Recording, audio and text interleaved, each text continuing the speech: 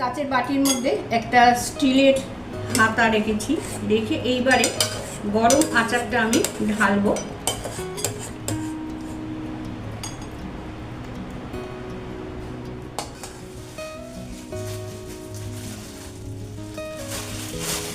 আম, কাঁচা আম চাটনি করব, এইটা নিয়ে নিচ্ছি।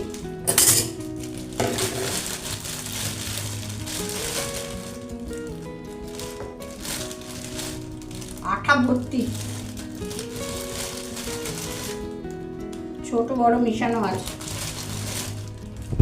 আজকে বাতাসা দিয়ে আমের আচার তৈরি করে রাখছি। আচার হোক বা চাটনি হোক, ওই যা হোক কিছু একটা তৈরি করে রাখছি। আমাদের আগের ভিডিওতে বলেছিলাম মামার বাড়ি থেকে আম এনেছি, তার সাথে আরও একটু অন্য আম মিশিয়ে আমি আজকে এটা করছি। এই যে আমগুলো ধুয়ে নিই, ভালো করে ধুয়ে একটু মুখটা কেটে আর ভিজিয়ে রেখে দেবো। দিয়ে আমি যখন সব কিছু করবো পরে আমি দেখাচ্ছি। আমার ইউটিউব পরিবারের সমস্ত বন্ধুদের জানাই আন্তরিক শুভেচ্ছা। আশা করি সবাই ভালো আছো, সুস্থ আছো। চাটনি বলো আচার বলো একটুখানি মাখা মাখা করে তৈরি করে রাখছি, প্রতিদিন যাতে লাঞ্চের সময় নেওয়া যায়। এর জন্য আমি প্রথমে একটু সর্ষের তেল দিয়ে দিলাম। এবারে এই তেজপাতা, শুকনো লঙ্কা এইটা দেব। শুকনো লঙ্কার দানাগুলো ফেলে দিচ্ছি, দিয়ে আমি ফোড়নে দিয়ে দেব। ফোড়নে দেব 5 ফোড়ন।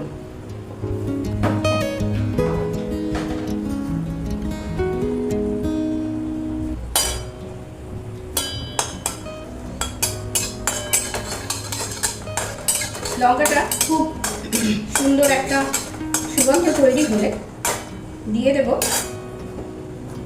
5 ফোড়ন। 5 ফোড়নটা দিলাম, আর দিলাম তেজপাতা।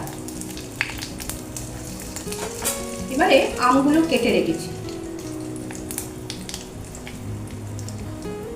দিয়ে দিলাম আমগুলো।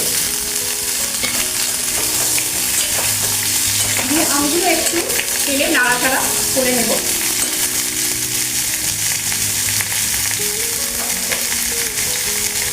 নাড়াচাড়া করতে করতে দিয়ে দেবো একটু লবণ। এই লবণটা দিয়ে দিচ্ছি, একটু ভাজা হোক ততক্ষণ আমি একটু চাপা দিয়ে রাখলাম।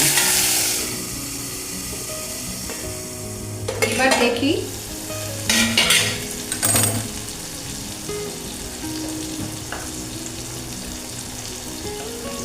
দিয়ে দিলাম একটু হলুদ,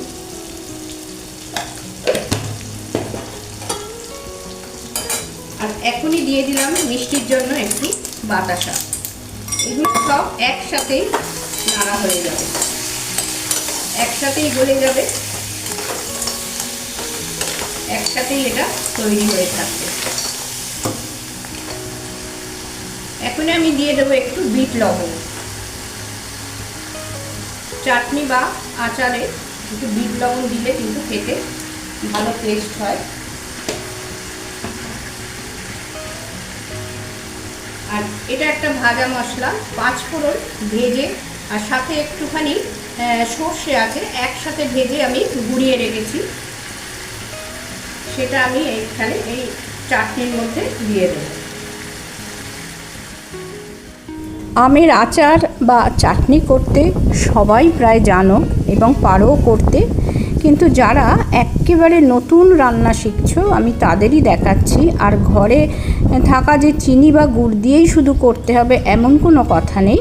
ঘরে যদি বাতাসা থাকে, একটু বেশি পরিমাণে থাকে, তাই দিয়েও কিন্তু আমের আচার বা চাটনি তৈরি করা যায়। না, আচার তৈরি করা যায় না, চাটনিটা তৈরি করা যায়। এই চাটনিটা আমার হয়ে গেছে, এটা আবার একটা কাচের বাটি করে নিয়ে রেখে দেব। প্রতিদিন লাঞ্চের পাতে ডালের সাথে হোক, এমনি যে কোনো মাছের আইটেমের সাথে হোক, একটু একটু করে দিয়ে খেলে খুবই এটা মুখের মধ্যে ভালো লাগবে আর মুখের রুচিটাও ছাড়বে।